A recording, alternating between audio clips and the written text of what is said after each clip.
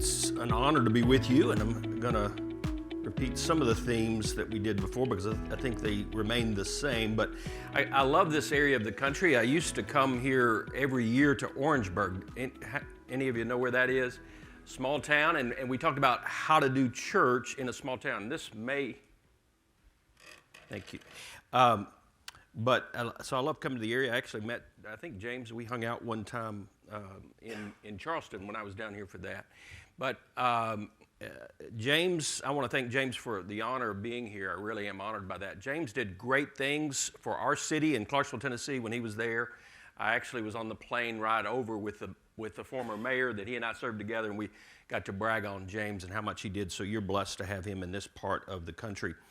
I also feel a kindred spirit to some of you. My wife served in our local electric Department of Electricity for 18 years as the controller, so I feel a certain kindred spirit with each of you. And then I served in public government, majored in public administration, and served in elected office, and so got to work with you. I want to thank you for what you do for our communities. You do so many things behind the scenes that I got to experience and be a part of, but most of the community doesn't know how much you do for us. So thank you for your service, and I feel very welcome, a very Easter-like prayer to start the day. So I felt welcome already, and so I'm super glad to be here today. We are in a unique season ourselves. We're, as a consultant, now working with lots of different churches. We're serving in 2 churches right now, specifically, lots of churches that I work with, but 2 specifically. So we have a church in Nashville. I'm wrapping that up, that I'm helping them find the next pastor in their next best season. And then I'm working in a church in Lexington, Kentucky. So March Madness is all about us right now. Tennessee and Kentucky, we got both covered.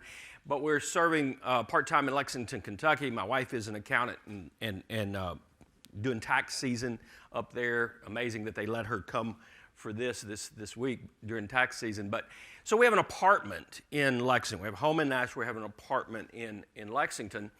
And it's a little 600 square foot, 1-bedroom apartment. One of the young people up there said, "You're going the other direction. Most people start there in their marriage and then go up to the bigger home."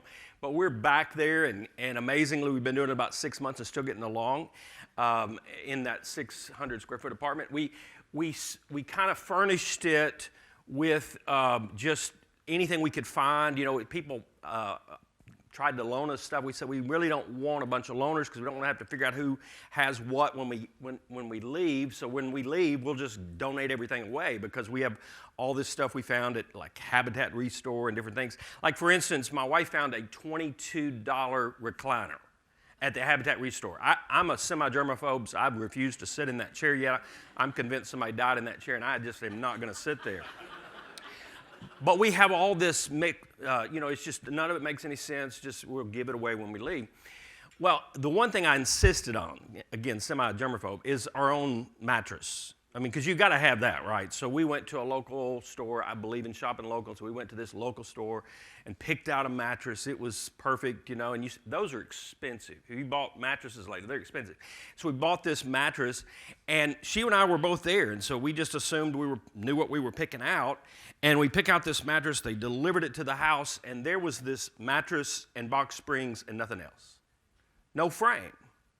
Now, I didn't even know you could do that. I really didn't, but thanks to Google, I found out you can. There's nothing wrong with setting the mattress and box springs just on the floor, and it won't hurt anything. So we did that a couple of weeks, and then I got to wondering, where does the dust hide out, And so I decided to order a frame.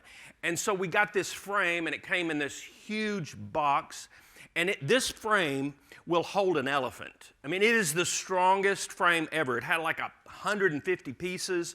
I've never seen a frame like this. Took me an entire evening to put it together, and my wife and I were still talking afterwards. So, that's amazing. That's the miracle in and of itself. And we got this box, this frame there, and then she helped me put the box springs on it, and then she helped me put the mattress on top of that. And we now have the tallest bed in Lexington. It's just like this. True story. In fact, she had to buy a stepladder so she can get in and out of the bed. That's true. And the moral of that story is sometimes you don't know what you're getting until you open the box. Isn't that the way life is sometimes? Isn't that the story of your life in 2020, 2021, 2022, it just kind of keeps going, doesn't it? I'd love to be a voice this morning that says that's all about to change and things are going to be better, March Madness is here and all that, but you know better than that. Because I can look around the room and most of you have lived long enough to know life is like that. This talk title is How to Survive in Leadership and Life in Times Like These. And I'm going under the premise that you're a leader.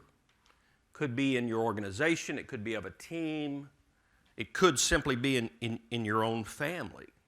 But someone is looking to you for leadership. And as you go, they will go. So how do we navigate times of tremendous uncertainty? And I'm speaking in terms of life and leadership because in my life, I've never been able to separate the two. As one goes, the other goes as well. So I'm going to share seven things to help you better navigate leading in times of uncertainty. They asked if I had any slides. I didn't. And my son is a pastor in Seattle, and he recently stopped putting scriptures on the screen. He said, we've just made people lazy, and now they wait for us. Now, I'm going to make you take notes, okay? Listen a little carefully. I'll try to give you numbers. And here's what I always say. If I miss one, you'll let me know. I know how some of you are. And so email me, and I'll send you the notes, all of them. 7 things to help you better navigate in times of uncertainty. Number 1, you need long-term, long-picture perspective, a vision, if you will, and short-term planning. You need a long-term perspective and short-term planning. Seasons come and seasons go. Don't get so caught up in your current story that you forget that your story's still being written. More than ever, we need to plan short-term with the longer-term vision in mind. In a practical sense, that means looking further down the road. It means asking bigger questions. That could be in your personal life or in your professional life, hopefully in both. I mean, like when you come out of this season, and I don't know that we're coming out of the season, but as we gradually come into a different season, what do you want to accomplish with your life as a result of what we've been through? What do you want to be someday? And often a better question, for example, is what do I want to accomplish with my life? Answer that well, and the rest will take care of itself. This might seem like a morbid suggestion, and certainly to be in point number 1, but I'm a pastor and we ask sobering questions sometimes. But one suggestion is, as an exercise that I've always encouraged my church, is to write your epitaph.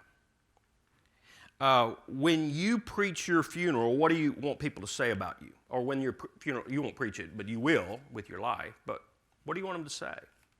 And imagine different scenarios of who'd write it: a spouse, children, friends, co-workers. Don't consider the pastor so much. We're paid to say nice things about you. But imagine they had to speak into every area of your life. What would they say? Even based on the last 2 years, how you've responded to life. More importantly, what would you want them to say? And I was joking about the pastor comment, but honestly, I can't tell you how pleasant it is to preach a funeral where somebody lived a life that's easy to preach their funeral.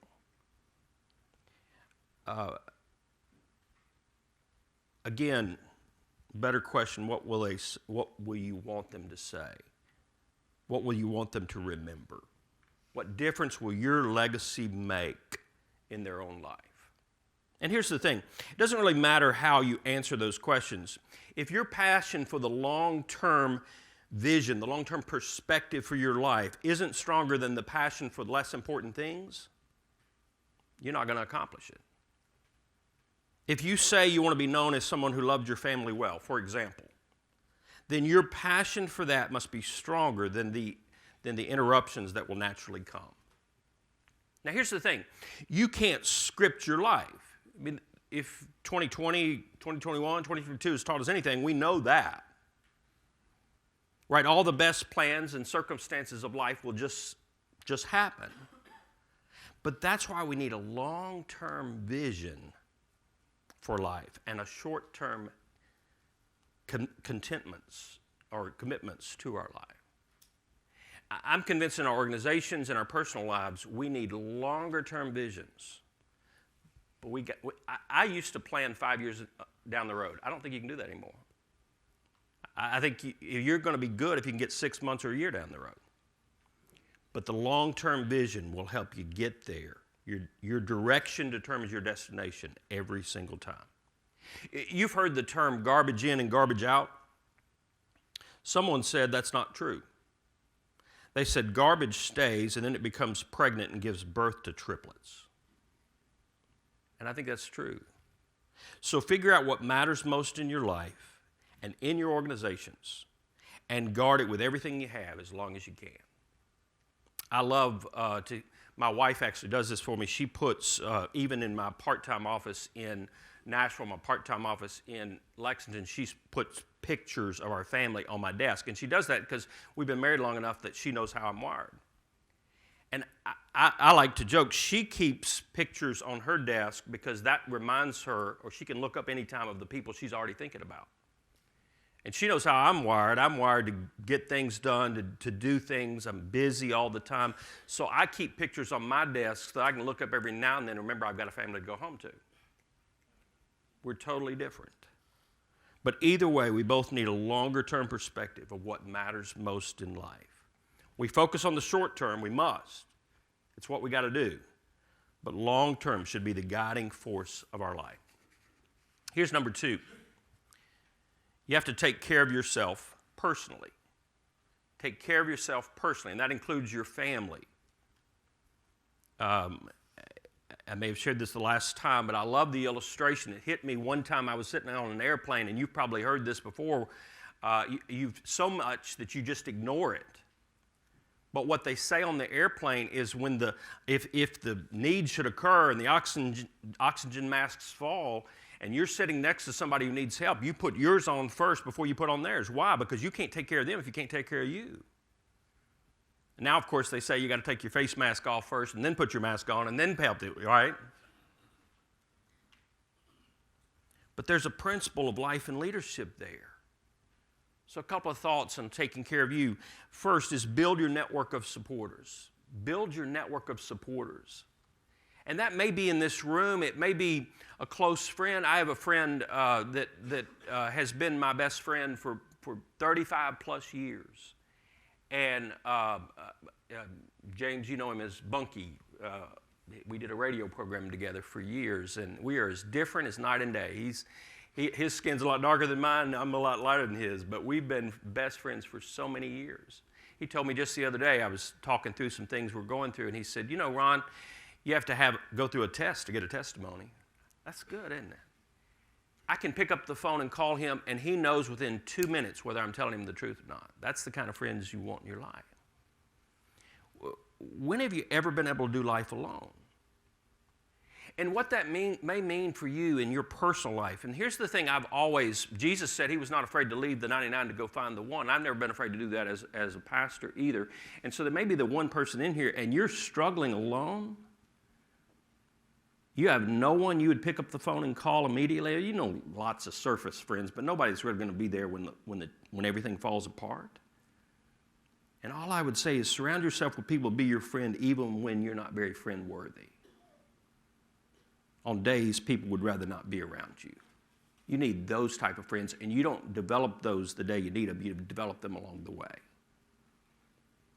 And then the second thing I'd say to succeed long-term in leadership, especially today, is you must establish healthy rhythms of life. This is still under point 2, take care of yourself personally. Develop healthy rhythms of life. I like the word rhythms a lot better than balance because my life's never been balanced. I mean, I've had seasons where I'm just so overwhelmed, and my family knows that. The weekend's kind of like that for me now, and then we'll recuperate another time. This is one of those weeks for us, and I appreciate James allowing us to do it. But healthy rhythms allow us to navigate through the turmoil of life. And that includes things like diet and exercise, reading and discipline, relaxation, taking care of your spirit, your mind, and your body. Of course, interruptions will occur. But you can survive them with a healthy rhythm in between. Again, you have to protect what matters most. As much as possible, you have to protect your family and your individual soul. And here's the reality. You can have the best healthiest organizations, but your organizations are not designed to, nor should they be expected to do that for you. That's your job. Here's number 3 in leading through uncertain times. Number 3, embrace diversity on your teams and celebrate the uniqueness of individuality. This is probably one of those that the last couple of years has taught me as much as anything, is how everyone on the team is important. I'm not wired to keep up with all the latest diet and health fads. I try to stay healthy, but I lose interest in that. And so I depend on other people. For instance, we have this one friend, and she reads everything there is on gut health and brain health, and she sends us tips. I'm like, okay, I'll eat that for a while. Okay, I'll do that for a while. Our son lives in Seattle. He's married to somebody from Seattle, and she's a Northwesterner, so she's healthy in everything. You know, everything's organic, everything's healthy. She doesn't even like pork rinds. I don't understand that. She hardly will eat anything fried. I mean, she just won't, and she tells me I fry in the wrong oils, and so now I'm using avocado oil or something. I don't know. But so she just tries to, get me to be healthy. And so I learned from other people because it doesn't come naturally for me. For instance, my doctor said I needed more good fats. My cholesterol was getting a little higher. So I assumed he meant more bacon and country sausage. That's not what he meant. He meant things like nuts and olive oils and things like that. And so I started putting olive oil on my potato chips. And it just seemed like to make a lot of sense. And it's a lot of extra work. It really is. I mean, you have to take time to make sure you get them on each one. But here's the benefit of that. The extra salt sticks to it that much better. I mean, it does. The point of that is you don't want me to be your health coach. I'm not wired for that. We're all wired for different things. I've served in the marketplace. I've served in nonprofits, government, and the church. I've had 30 different jobs in my career. I can't keep a job. So I've had 30 different positions. And one thing I've observed is there are different, in every context, people are different. And yet everyone adds value to the team in their own way. We should be ourselves and let others be who God designed them to be. Now, I'm not dismissing bad behavior. I'm not putting a stamp on issues such as abuse or discrimination in the workforce. Those are real, and they're wrong, and we should deal with them. I'm talking about celebrating individual gifts that people bring to the table, including your own individual gifts. You can't compare yourself to other people and continue to feel good about yourself. There'll always be someone who seems to do what you hope to do better than you do it. That's just the way it is.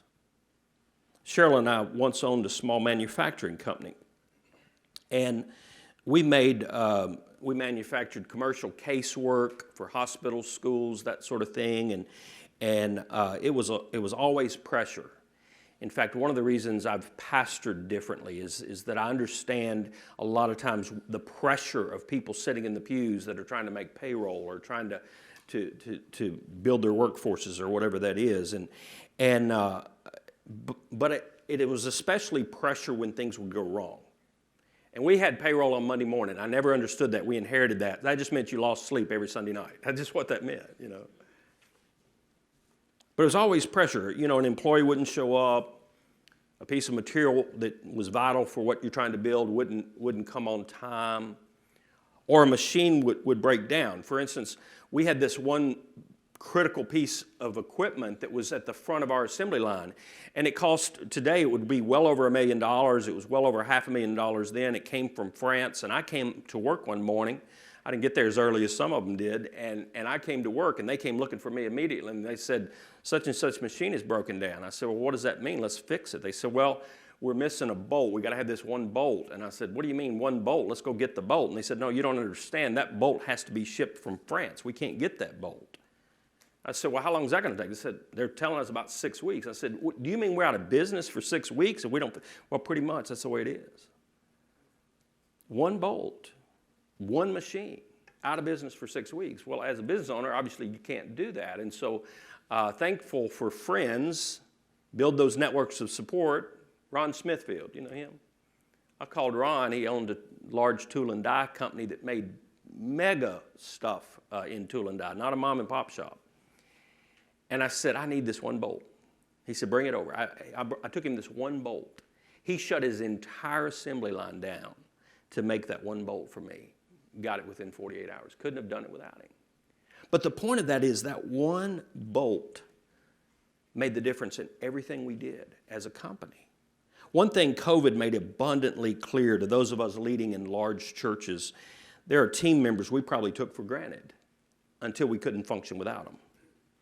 Like the tech people that scrambled to get our services online, or the communications people that got the word out about rapid change, or the facilities people who had to go overboard to assure people that things were sanitized and clean and healthy for them to come back into our buildings. Think about one person in your organization that you're tempted to overlook sometimes. Maybe you haven't thought about them in a while. They don't get the bandwidth that everybody else on your team gets. And take time this week to let them know that you care about them and that they make a difference. And that leads to the next one. Number 4 in navigating during uncertain times. We have to build organizations with high levels of trust.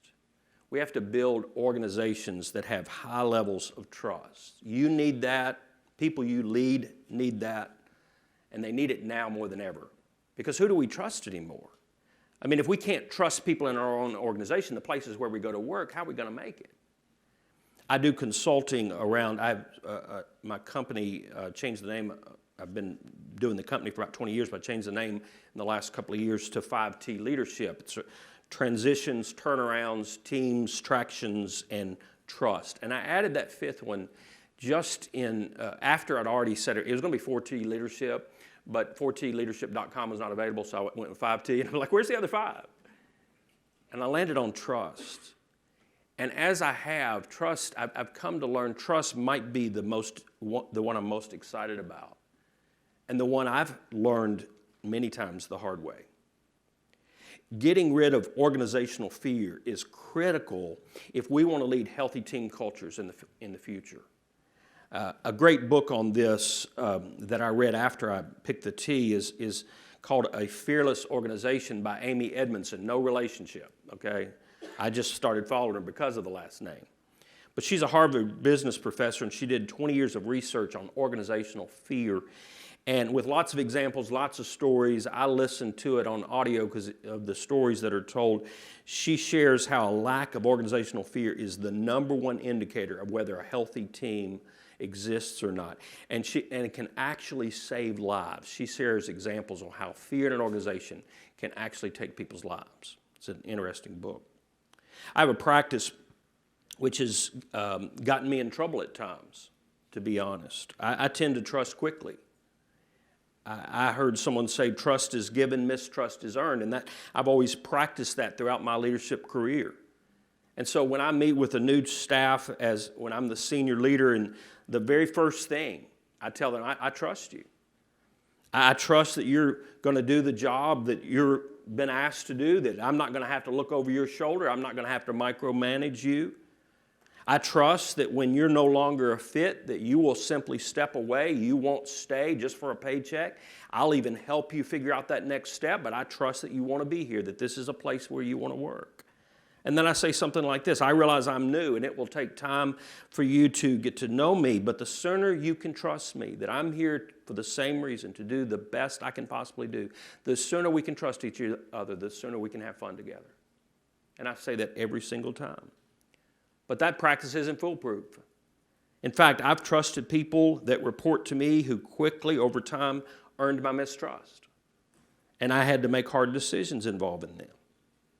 I have even been one that was not in the senior position, and I trusted that I was hired to do a certain job, that they wanted me to do what they said they wanted me to do, and it turned out they really didn't, and they earned my mistrust. Yet in spite of those setbacks, I'm sticking with granting instant trust. That's because I know how powerful trust is in an organizational culture. In fact, trust is the foundation of all healthy relationships and healthy leadership. It might be the most important aspect of building a healthy culture. Where there's a high level of trust and a lack of organizational fear, people will naturally flourish and perform at their highest level. Let me share a few quick ways, actually 7 ways, to encourage trust on your team. I think these are huge. So this is all under number 4, 7 of these. First, since it begins with leadership, be a giver more than a taker as a leader. People know when they are adding, when you see them as adding value or simply being used as pawns for profit, so to speak. We have to care for people more than what people do for us. Processes don't build people. Relationships build people. And the fact is, here's the reality. You know, this is it's timely in our culture. Paychecks don't motivate people like they used to. People want to be valued. They want to feel loved. The second thing to build trust is be slow to condemn and quick to encourage. There are plenty of critics in the world. Leaders do best when they're cheerleading more than fault finding. When I look back over my life, there are a few people who spoke into my life and made a difference in my life, and I still cling to the words they said today. Your words have great value. I got to a leadership position when we lived in Dallas, and our team was scattered all over the place. And I would send out an email, and I didn't realize, okay, it was just a quick email, how they would hang on that until I would see them 6 months later or 3 months later and say, you said this. I'm like, I didn't mean it that deeply. And it reminded me, words matter. They have great value. As leaders, part of our job is to help people believe in themselves and their abilities. And let me just do a side note here. That we're learning as we grow in leadership knowledge. I've been a student of leadership for 35 years, and as we grow in knowledge, we can't lead everyone the same way. And so this is especially true with females or younger leaders. I have a friend named Katie Cole who does a lot of work with female leaders, and she taught me something. She worked with me when I led the organization in Dallas, and she said, you know, a male will apply for a job. If there's 20 characteristics on a job, they will apply for the job if they meet just one of them. Okay, 19 of them I don't measure up, but I'll apply. A woman will not apply unless she meets all 20. I'd never heard that before. You're going to have to lead them differently. It's the same with younger leaders. The third thing in building trust, limit generational stereotypes. We're going to have to drop those from our vocabulary. Making fun of the next generation or the millennials or Gen X or whatever, we're just going to have to drop those. And they're not fair most of the time, and they're not helpful. And that's the same with the younger generation, dropping them for the older generation. Fourth, don't always expect to be the expert. More than likely, you have more experience than some of the people on your team. But as a leader, I realize that the more I don't have an answer, when I do have an answer, when I'm the first one with an answer, our team shuts down, they have no answer. And so the more I cannot have an answer, I've typically led large teams, and I usually in a staff meeting that might be this size, I will step into the back of the room and I don't show up until the very end.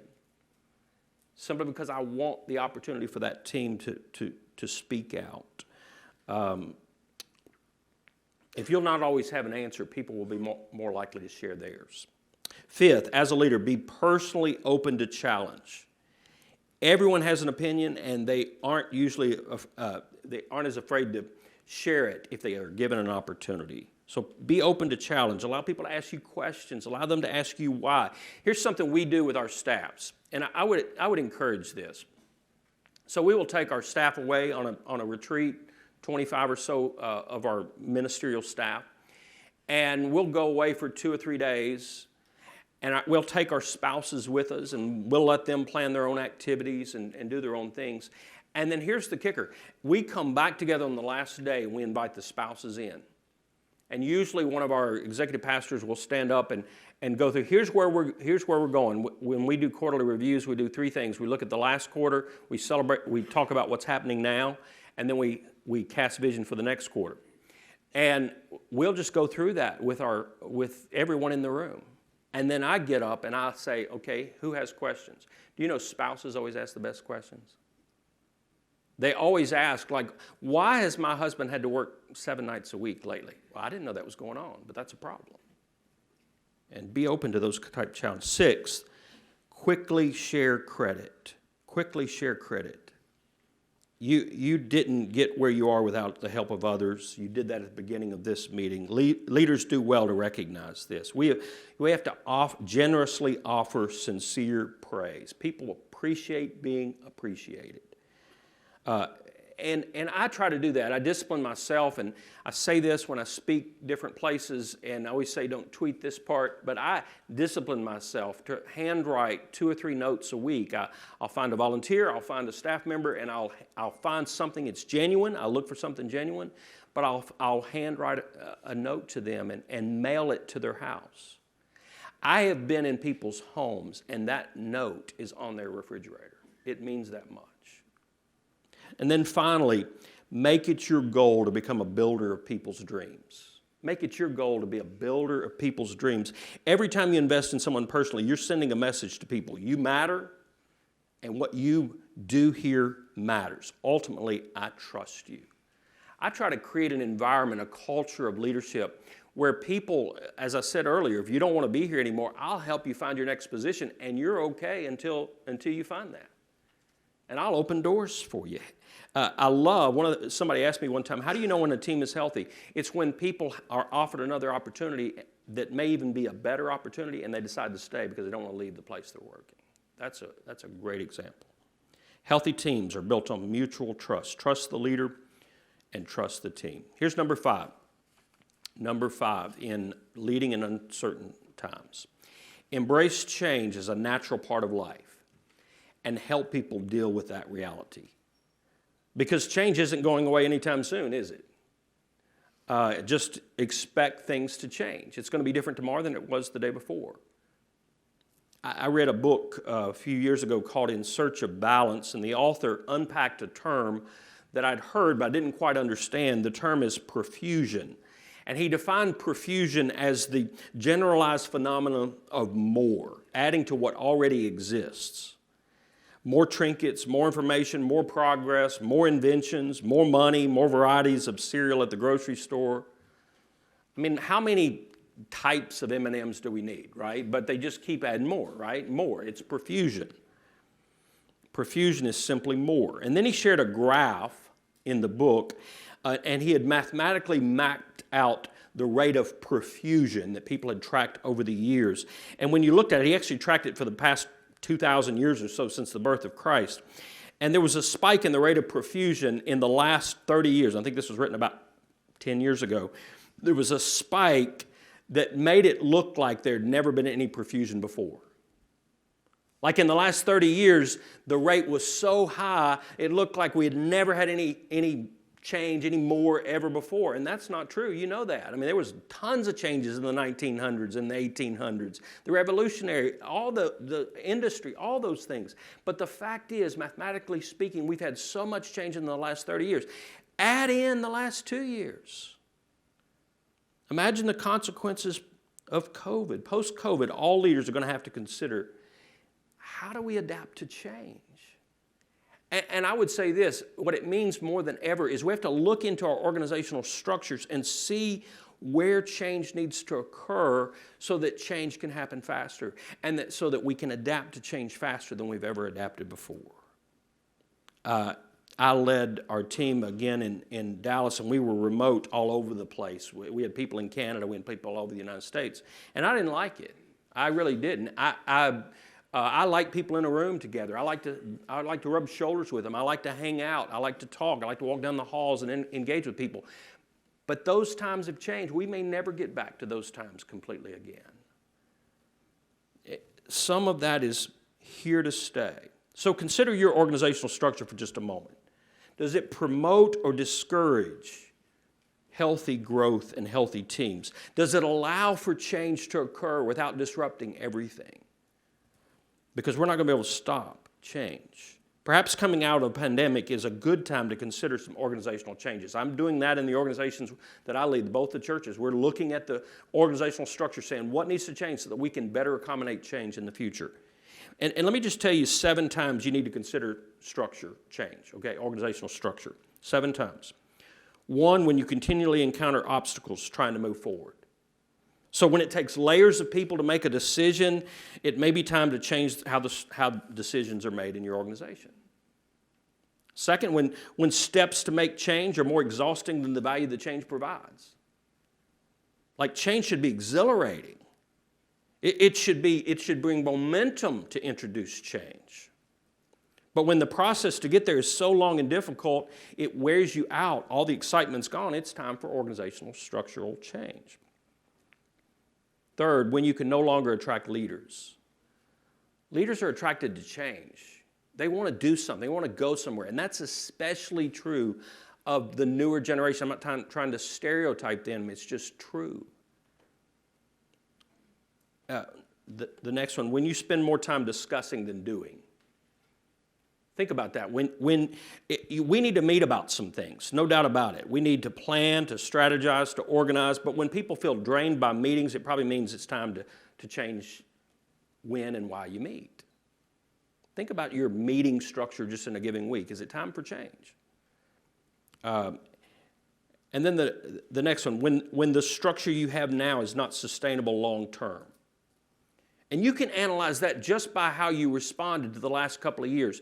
If this doesn't change, we don't get back to normal, will your structure that you have today sustain you 5 years from now, 10 years from now? If not, the time to change it is now, when you have that freedom.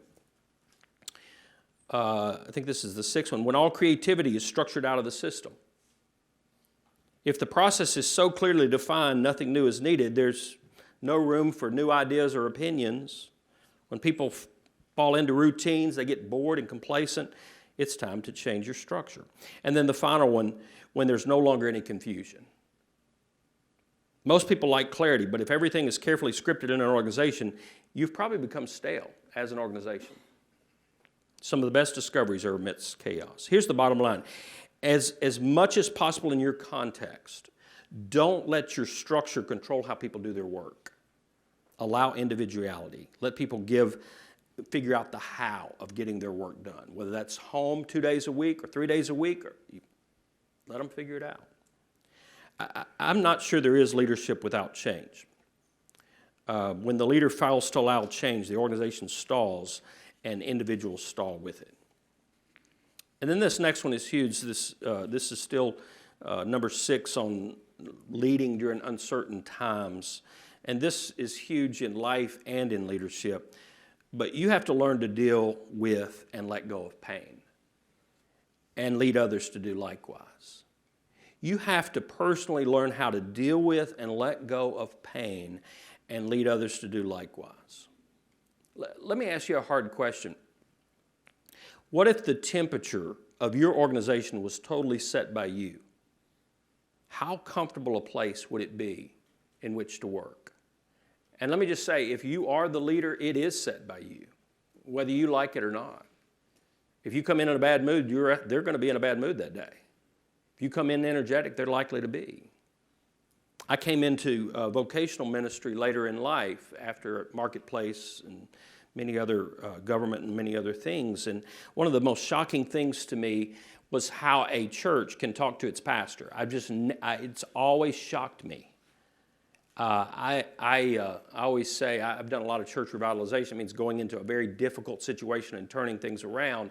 And I just always say I keep the all-cap emails in case the FBI ever needs them, you know. It's hard. Leadership is hard. And I admit you carry a lot of weight that other people don't see if you're a leader. I always say you can't see what I see until you sit where I sit. So I'll be honest, this takes discipline for me to let the pain go. Yet I've learned letting it go really is a discipline we have to practice. As a part of this, you must learn to set different expectations for people in life. People are going to disappoint you. They're not going to perform as you expected them to. If you hold people to a standard they can't maintain, that's not only unfair, it will keep you very unsatisfied. Everyone you know will disappoint you at some point. We are, this is being recorded, but I don't think my kids will ever read it, but we have adult kids now, okay, 2 adult sons. And we moved from Dallas back to Nashville to be close to our son in Nashville. We have 4 granddaughters under the age of 4, 2 in Nashville that we moved back to be closer to. And our son announced to us at Christmas time, they're moving to Dallas area. What is that about? And we don't think it's a great decision. But what are you going to do about it? So we're reading a book together called Doing Life with Your Adult Children. It's written by a life coach. And the author said he tells the story, his daughter was going through something. And so he just asked her, do you want some advice?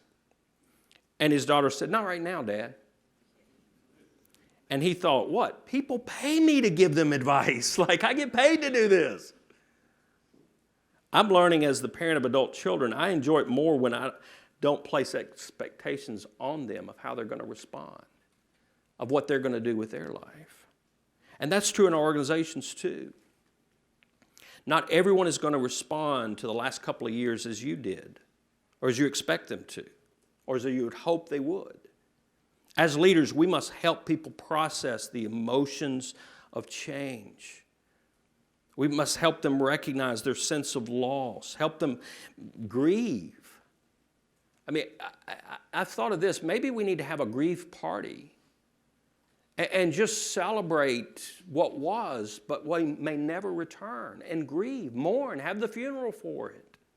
It's okay. That was a great season. This is a new season. We're moving forward. Part of our job as leaders is to help people deal with their reality. You may need to allow people counseling. You probably do that. I love the concept. There's a lot in the Carolinas, by the way, of workplace chaplains. I worked with a lot of them at Leadership Network. One of them is headquartered in North Carolina, one of the major companies. You may need to allow some of that. You may need some counseling yourself to get through some of this season. The fact is, these hard changes aren't going to change anytime soon, and we must learn how to deal with the pain. And this may sound aspirational, but actually helping people be better as a result of the experience. Better leaders and ultimately stronger people because of what we've been through together. And then the seventh and the final thing I would say is, if we want to lead during times of uncertainty, is we have to lead. We simply have to lead. People are looking to us to lead now more than ever. I mean, the news from Ukraine, one of the reasons we're loving that story, as tragic as that is we're seeing real leadership out of that country. I wrote a blog post recently, why there has never been a better time for leaders. See if any of these apply to your context. The future's uncertain. Risk abounds. There's a high need for innovation. Trust is at an extreme low. People are searching for something, and many times they don't even know what. Individuality is rampant. Conflict is divisive. Sounds like leadership is needed to me now more than ever before. African wild dogs are an endangered species, and they live in packs that are usually dominated by one couple, and the male of that couple leads the pack, and he will lead until he's dethroned or dies. And the public television did a documentary years ago on these African wild dogs, and the cameras following them. And it was during a season of severe drought, and they were already endangered, and now this drought came, and if they couldn't find water, they would die. And they had the instinct to get to water, which was about 20 kilometers, and I'm not doing the math on that. What is that, about 50-something or whatever it is, miles? But it was away, and they had to get to it. But to get to it, they had to get to this tall grass, and this grass was so thick they couldn't see each other in the grass. And the camera was following along, and as they followed along, it was get to the water to safety or die. And as the camera went along, they couldn't see the dogs in the grass. But every now and then, the lead dog would jump out of the grass up into the air so that the other dogs could see the direction they were going. And this went on for hours until they made it safely to water. Follow the lead dog jumping out of the grass or die. You have a choice. And that reminds me of our mission as leaders. People are looking to us. They're trying to get somewhere, but they don't know how to get there right now. And they're confused, and they're scared, and the times are uncertain, and they don't know if we're going to be able to make it another mile. But as leaders, we jump out of the grass. We don't keep our head on our circumstances, and we take them to a better reality. There's never been a better time to lead. You're a leader of someone, or maybe you're many. And as you go, other people will follow. Let's lead them well. Thank you.